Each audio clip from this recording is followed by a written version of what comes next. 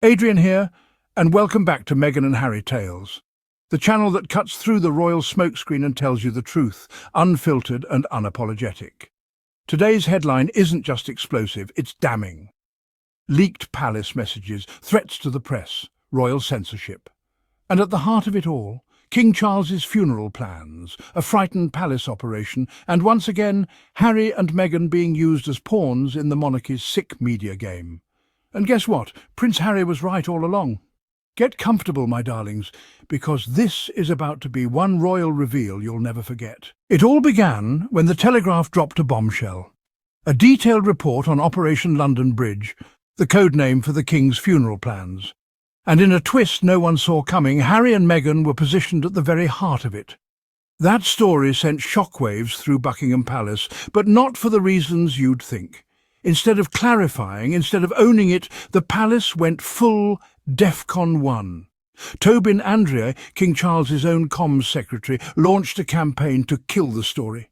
We're talking behind-the-scenes calls, pressure on editors, and, get this, threats sent directly to journalists via a secret Royal Rota WhatsApp group. Yes, you heard that right. Instead of investigating the leak, they scrambled to silence the media. Because heaven forbid the public sees Harry and Meghan as anything but villains in this twisted royal soap opera. When the leaks broke, the world waited for Buckingham Palace to respond. Instead of clarity or apology, the palace chose silence, a classic tactic to outlast scandal. No denial, no explanation, just a wall of silence.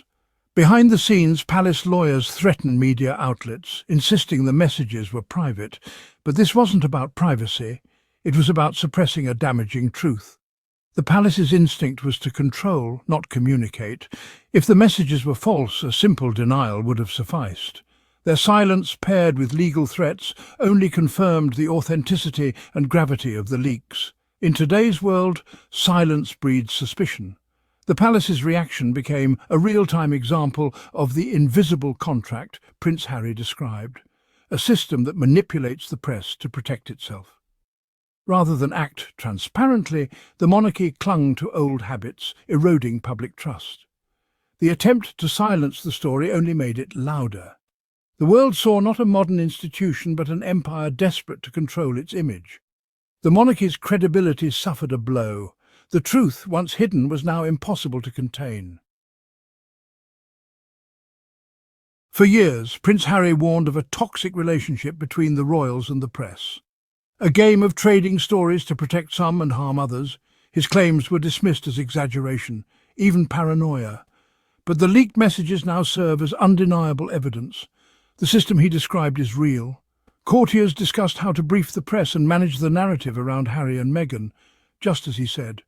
What once sounded like complaint now reads as prophecy.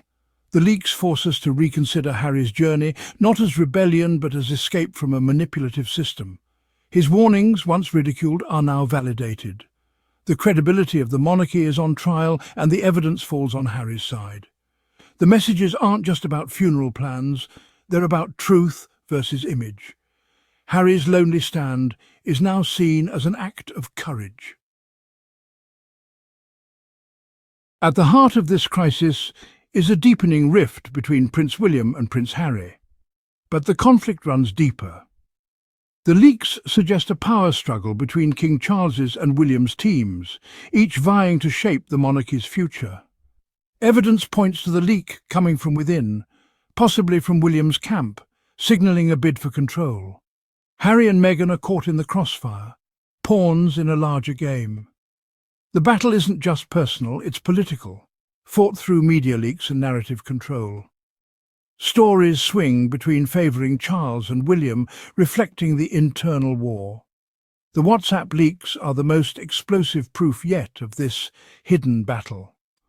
The monarchy's divisions are now public, with its future at stake.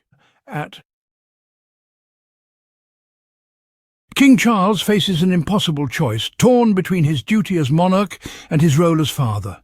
The leaks about his own funeral plans expose a palace at war with itself, with William's team asserting power and Harry's warnings proven true. Any move risks deepening the conflict.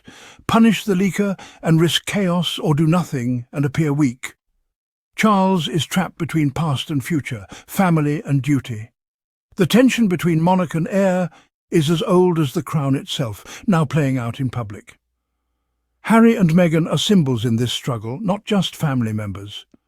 For Charles, the leaks are a personal and institutional crisis. The royal family's fractures are now impossible to hide. This isn't just a PR skirmish anymore.